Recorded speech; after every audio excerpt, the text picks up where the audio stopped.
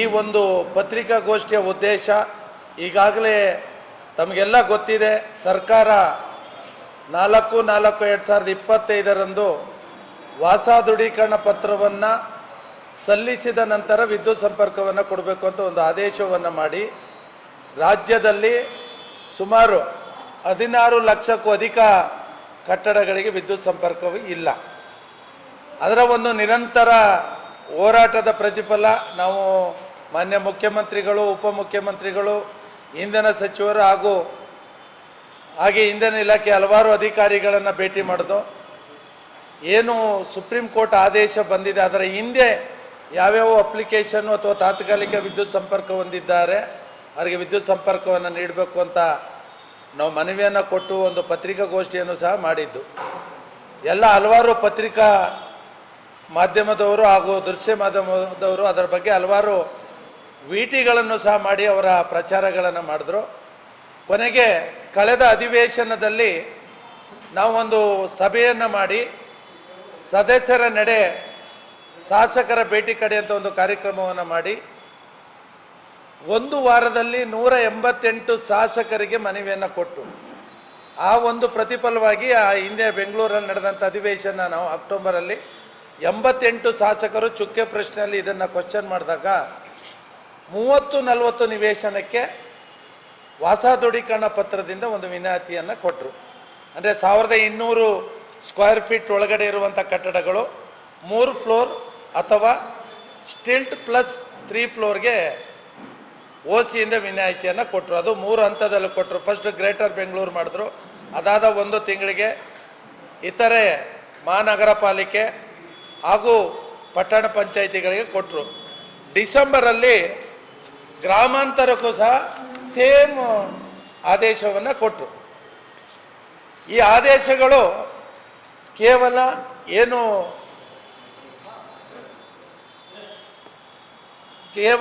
ಕೆಲವು ಜನಗಳಿಗೆ ಒಂದು 0.5% ಜನಕ್ಕೆ ಅನುಕೂಲ ಆಗಿದೆ. ಹಾಗೆ ಈ ಆದೇಶಗಳು ಎಷ್ಟು ಅವೈಜ್ಞಾನಿಕವಾಗಿ ಕೊಟ್ಟಿದ್ದಾರೆ ಅಂದರೆ ನಮ್ಮ ಡಿಸೆಂಬರ್ 31ನೇ ತಾರೀಕು ಗ್ರಾಮಾಂತರಕ್ಕೆ 1200 ಸ್ಕ್ವೇರ್ ಫೀಟ್ ಸೇಮ್ 3 ಫ್ಲೋರು ಮತ್ತು ಸ್ಟಿಲ್ಟ್ 3 ಫ್ಲೋರಿಗೆ OCಯಿಂದ ವಿನಾಯಿತಿಯನ್ನು ಕೊಟ್ಟರು. ಗ್ರಾಮಾಂತರದಲ್ಲಿ ಏನಾಗ್ತದೆ ಅಂದರೆ ಯಾವುದೇ ಸೈಟ್ಗಳು ನಿರಂತರವಾದ ಡೈಮೆನ್ಷನ್ನಲ್ಲಿ ಇರಲ್ಲ. ಅಲ್ಲಿ ಸೆನ್ಸ್ ಲೆಕ್ಕದಲ್ಲಿ ಇರ್ತದೆ ಅಥವಾ ಗುಂಟೆ ಲೆಕ್ಕದಲ್ಲಿ ಜಾಗಗಳಿರ್ತದೆ. 1203 ಅಡಿ ಬಂದ್ರೂ ಸೈಟು ಕರೆಂಟನ್ನು ಕೊಡ್ತಾ ಇಲ್ಲ. ನಾವೀಗ ಅದರ ಸಂಬಂಧವಾಗಿ ಮಾನ್ಯ ಮುಖ್ಯಮಂತ್ರಿಗಳು 18/9/2025 ಒಂದು ಮಂತ್ರಿಮಂಡಲದಲ್ಲಿ ಒಂದು ಆದೇಶವನ್ನು ಮಾಡಿದ್ರು. ಇದರ ಬಗ್ಗೆ ಒಂದು ಬಾರಿ ವಿನಾಯಿತಿಯನ್ನು ಕೊಡುವಂಥ ಚರ್ಚೆಯನ್ನು ಬೆಳಗಾವಿ ಅಧಿವೇಶನದಲ್ಲಿ ಚರ್ಚೆ ಮಾಡಿ ಕೊಡೋಣ ಅಂತ ಹೇಳಿದ್ರು. ಆದರೆ ಬೆಳಗಾವಿ ಅಧಿವೇಶನದಲ್ಲಿ ಇದರ ಚರ್ಚೆ ಆಗಲೇ ಇಲ್ಲ.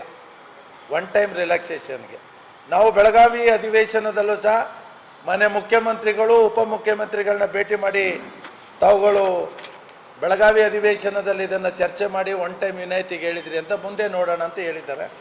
ಟಿಲ್ ಟುಡೇ ಯಾವುದೇ ಥರದ ಸರ್ಕಾರ ಇದ್ರ ಬಗ್ಗೆ ಚರ್ಚೆನೇ ಮಾಡ್ತಾ ಇಲ್ಲ. ಅದರಿಂದ ನಾವು ಈ ರಾಜ್ಯದ ಗ್ರಾಹಕರಿಗೆ ಅನನುಕೂಲ ಆಗ್ತಾಯಿದೆ ಅಂಥೇಳಿ 11ನೇ ತಾರೀಕು ನಾವು ಒಂದು ಬೃಹತ್ ಪ್ರತಿಭಟನೆಯನ್ನು ಫ್ರೀಡಮ್ ಪಾರ್ಕಲ್ಲಿ ಆಯೋಜನೆ ಮಾಡಿದ್ದೀವಿ. ಈ ಒಂದು ಪ್ರತಿಭಟನೆಗೆ ಹೆಚ್ಚಿನ ಸಂಖ್ಯೆಯಲ್ಲಿ ಗ್ರಾಹಕರು ಬರುವಂಥ ವ್ಯವಸ್ಥೆಗೆ ನಾವು ರಾಜ್ಯದ ಎಲ್ಲ ಗುತ್ತಿಗೆದಾರರು ಪ್ರತಿಯೊಂದು ಗ್ರಾಹಕರಿಗೂ ಈ ಒಂದು ಹ್ಯಾಂಡ್ ಬಿಲ್ಲನ್ನು ನೀಡುವ ಮುಖಾಂತರ ಮಾಹಿತಿಯನ್ನು ಕೊಟ್ಟಿದ್ದೀವಿ. ಯಾಕಂದರೆ ಹೆಚ್ಚಿನ ಸಂಖ್ಯೆಯಲ್ಲಿ ನೀವು ಗ್ರಾಹಕರುಗಳು ಬಂದು ತಮ್ಮ ಅನಿಸಿಕೆ ಅಭಿಪ್ರಾಯಗಳನ್ನು ಅಥವಾ ನಿಮಗೆ ಏನೇನು ತೊಂದರೆಗಳಾಗ್ತಾಯಿದೆ, ಯಾಕಂದರೆ ಹಲವಾರು ಗ್ರಾಹಕರುಗಳು ಏನಾಗಿದೆ, ಮನೆಗಳನ್ನು ಕಟ್ಟಿದ್ದಾರೆ, ಸಾಲವನ್ನು ಮಾಡಿದ್ದಾರೆ, ಬ್ಯಾಂಕ್ ಸಾಲ ಮಾಡಿದ್ದಾರೆ, ಇನ್ನೊಂದು ಫ್ಲೋರ್ ಮನೆ ಕಟ್ಟಿ ಲೀಸ್ ಕೊಟ್ಟು ಸಾಲ ತೀರೋಣ ಅಂತ ಹ್ಯಾಂಡ್ ಲೋನ್ಗಳನ್ನ ಕಲೆಕ್ಟ್ ಮಾಡ್ಕೊಂಡಿದ್ದಾರೆ. ವಿದ್ಯುತ್ ಸಂಪರ್ಕಗಳು ಇಲ್ಲ. ಇದು ಒಂದು ಕಡೆ ಗ್ರಾಹಕರ ಸಮಸ್ಯೆ. ಮತ್ತೊಂದು ಕಡೆ ನಮ್ಮಲ್ಲಿ ಕೈಗಾರಿಕೆಗಳೇ ನಿಂತೋಗಿದೆ. ಕೈಗಾರಿಕೆಗೆ ವಿದ್ಯುತ್ ಸಂಪರ್ಕನೇ ಕೊಟ್ಟಿಲ್ಲ.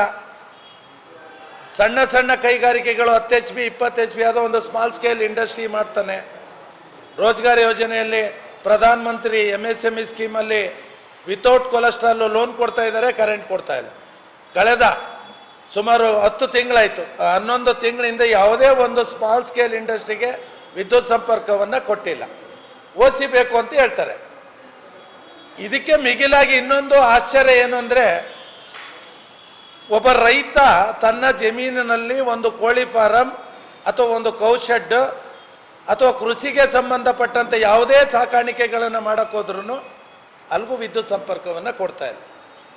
ಏನು ಹೇಳ್ತಾರೆ ಅಂದರೆ ಅಲ್ಲಿಗೂ ಓದಿಸಬೇಕು.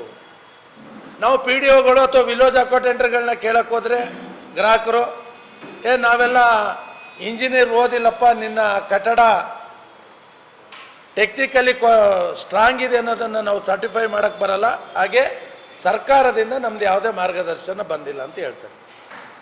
ಇದಕ್ಕೂ ಇನ್ನೂ ಒಂದು ಆಶ್ಚರ್ಯ ಏನು ಅಂದರೆ, ಯಾರೋ ಒಂದು ಜಮೀನುಗಳಲ್ಲಿ ಮನೆಗಳನ್ನ ಕಟ್ಕೋತಾರೆ, ಫಾರಮ್ ಹೌಸ್ ಇರ್ಬೋದು ಅಥವಾ ವಾಚ್ಮೆನ್ ಶೆಡ್ಗಳಿಗೆ, ಅಲ್ಲಿಗೂ ವಿದ್ಯುತ್ ಸಂಪರ್ಕ ಕೊಡಲ್ಲ. ಇವ್ರ ಕಾನೂನು ಏನು ಹೇಳ್ತದೆ ಅಂದರೆ, ನೀವೇನು ಮನೆಯನ್ನು ನಿರ್ಮಾಣ ಮಾಡಿದ್ದೀರಾ ಅದನ್ನು ಕನ್ವರ್ಷನ್ ಮಾಡ್ಕೋಬೇಕು, ನೀವು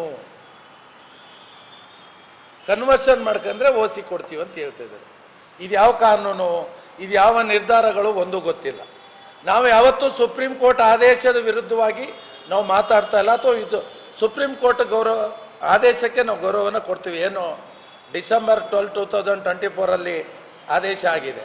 ಆದರೆ ಈ ಭಾರತ ದೇಶದಲ್ಲಿ ಯಾವುದೇ ರಾಜ್ಯ ಇದನ್ನು ಅಳವಡಿಸ್ಕೊಂಡಿಲ್ಲ. ಈ ಭಾರತ ದೇಶದಲ್ಲಿ ಯಾವುದೇ ರಾಜ್ಯ ಇದನ್ನು ಅಳವಡಿಸ್ಕೊಂಡಿಲ್ಲ. ಎಸ್ಪೆಷಲಿ ಈ ಆರ್ಡರ್ ಆಗೋಕ್ಕೆ ಮೂಲ ಕಾರಣ ಯು ಪಿಯಲ್ಲಿ ಒಂದು ಜಿಲ್ಲೆಯಲ್ಲಿ ಆದಂಥ ಒಂದು ಘಟನೆ 12 ವರ್ಷಗಳಾದ್ದು. ಯು ಪಿ ಗೌರ್ಮೆಂಟೇ ಅದನ್ನು ಜಾರಿ ಮಾಡಿಲ್ಲ. ಆದರೆ ನಮ್ಮ ಸರ್ಕಾರ ಏಕೇಕಿ ಜಾರಿ ಮಾಡಿ ರಾಜ್ಯದ ಲಕ್ಷಾಂತರ ಗ್ರಾಹಕರಿಗೆ ತೊಂದರೆ ಆಗಿದೆ. ನಾವು ಈಗಾಗಲೇ ಕಳೆದ 1 ವಾರದಿಂದ ನಿರಂತರವಾಗಿ ಗ್ರಾಹಕರು, ಹಾಗೆ ಜನಪ್ರತಿನಿಧಿಗಳು, ಹಾಗೆ ವಿರೋಧ ಪಕ್ಷದ ನಾಯಕರು ಮತ್ತು ಹಲವಾರು ರಾಜಕೀಯ ಮುಖಂಡರು, ರೈತರ ನಾಯಕರು, ಹಲವಾರು ಸಂಘಟನೆಗಳವ್ರನ್ನ ಭೇಟಿ ಮಾಡಿದ್ದೀವಿ. ಈ ಇದರಲ್ಲಿ ವಿದ್ಯುತ್ ಗುತ್ತಿಗೆದಾರರ ಸ್ವಾರ್ಥ ಅಥವಾ ನಮ್ಮ ಅನುಕೂಲಕ್ಕೆ ನಾವು ಯಾವತ್ತೂ ಮಾತಾಡ್ತಾ ಇಲ್ಲ. ರಾಜ್ಯದ ಗ್ರಾಹಕರಿಗೆ ತೊಂದರೆ ಆಗ್ತದೆ. ಇದನ್ನು ಒಂದು ಬಾರಿ ರಾಜ್ಯದ ಮುಖ್ಯಮಂತ್ರಿಗಳು, ಉಪಮುಖ್ಯಮಂತ್ರಿಗಳು ಪರಿಶೀಲಿಸಿ ಒಂದು ಬಾರಿ ವಿನಾಯಿತಿಯನ್ನು, ಏನಂದರೆ ಅವರೇನು 18/9/2025 ಕ್ಯಾಬಿನೆಟ್ ಸಭೆಯ ನಿರ್ಧಾರವನ್ನು ಜಾರಿ ಮಾಡಿಕೊಟ್ರೆ ಲಕ್ಷಾಂತರ ಜನಕ್ಕೆ ಅನುಕೂಲ ಆಗ್ತದೆ. ಇಲ್ಲ ಅಂದರೆ ಮುಂದೆ ಬರುವಂಥ ಬೆಂಗಳೂರು ವ್ಯಾಪ್ತಿಯಲ್ಲಿ 4.5 ಲಕ್ಷ ಸಂಪರ್ಕಕ್ಕೆ ತೊಂದರೆ ಆಗಿದೆ. BBMP ಎಲೆಕ್ಷನ್ನಲ್ಲಿ ಖಂಡಿತವಾಗಲೂ ಇದರ ಎಫೆಕ್ಟು ರಾಜ್ಯ ಸರ್ಕಾರಕ್ಕೆ ಆಗ್ತದೆ. ಹಾಗೆ ಜೂನಲ್ಲಿ ZP ಮತ್ತು TP ಎಲೆಕ್ಷನ್ ಸ್ಟೇಟಲ್ಲಿ ಮಾಡ್ತಾ ಇದ್ದಾರೆ. ರಾಜ್ಯದ ರೈತರು ಹಾಗೂ ಏನು ನೊಂದಂಥ ಮನೆಗಳನ್ನು ಕಟ್ಟಿ ನೊಂದಂಥ ಗ್ರಾಹಕರು ಉತ್ತರವನ್ನು ಮತದಾನ ಹಾಕುವ ಮುಖಾಂತರ ಖಂಡಿತವಾಗಲೂ ಸರ್ಕಾರಕ್ಕೆ ಎಚ್ಚರಿಕೆಯನ್ನು ಕೊಡ್ತಾರಂತ ನಾನು ಈ ಪತ್ರಿಕಾ ಮಾಧ್ಯಮ ಹಾಗೂ ದೃಶ್ಯ ಮಾಧ್ಯಮದ ಮುಖಾಂತರ ಸರ್ಕಾರಕ್ಕೆ ಮನವಿಯನ್ನು ಮಾಡ್ತಾಯಿದ್ದೀನಿ. ದಯವಿಟ್ಟು ಸರ್ಕಾರ ಎಲ್ಲರಿಗೂ ಗೊತ್ತಿದೆ, ಇಡೀ ರಾಜ್ಯದ ಪ್ರತಿಯೊಬ್ಬ ಶಾಸಕರಿಗೂ ಗೊತ್ತಿದೆ. ಆದರೆ ಎಲ್ಲರೂ ಒಂದೇ ಸ್ಲೋಗನ್ ಹೇಳ್ತಾ ಇದ್ದಾರೆ, ಸುಪ್ರೀಂ ಕೋರ್ಟ್ ಆದೇಶ ಅಂತ.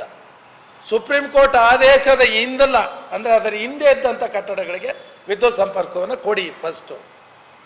ಇಲ್ಲಿವರೆಗೆ ಒಂದು ಗೈಡ್ಲೈನ್ ಕೊಟ್ಟಿಲ್ಲ. ತಾವೇ ಭಿತ್ತಿಪತ್ರಗಳು ಹೇಳಿದ್ರಿ, ಮಾನ್ಯ ಮುಖ್ಯಮಂತ್ರಿಗಳು ಮೈಸೂರಲ್ಲಿ ಕಟ್ಟಿರುವಂಥ ಮನೆಗೆ ವಿದ್ಯುತ್ ಸಂಪರ್ಕ ಇರಲಿಲ್ಲ. ಅವರ ಕಟ್ಟಡಕ್ಕೆ ಕಳೆದ 1 ತಿಂಗಳ ಹಿಂದೆ ವಿದ್ಯುತ್ ಸಂಪರ್ಕವನ್ನು ಕೊಟ್ಟಿದ್ದಾರೆ, ಅದಕ್ಕೆ ಓದಿಸಿ ಕೊಟ್ಟಿದ್ದಾರೆ. 15% ವೈಲೇಷನ್ ಸ್ಕೀಮ್ ಬಂದಿತ್ತು. 15% ವೈಲೇಷನ್ ಸ್ಕೀಮಲ್ಲಿ ದಂಡವನ್ನು ಪಾವತಿಸಿ ಒಂದೇ ಒಂದು ಕಟ್ಟಡಕ್ಕೆ ಮೈಸೂರಲ್ಲಿ ವಿದ್ಯುತ್ ಸಂಪರ್ಕವನ್ನು ಕೊಟ್ಟಿದ್ದಾರೆ. ಅದೇ ಇತರೆ ಗ್ರಾಹಕರುಗಳು ಹೋಗಿ ನಮ್ಮದು 15% ವೈಲೇಷನ್ ಇದೆ, ನಾವು ಪೇಮೆಂಟ್ ಮಾಡ್ತೀವಿ, ಓಸಿ ಕೊಡಿ ಅಂದರೆ ಕೊಡ್ತಾ ಇಲ್ಲ.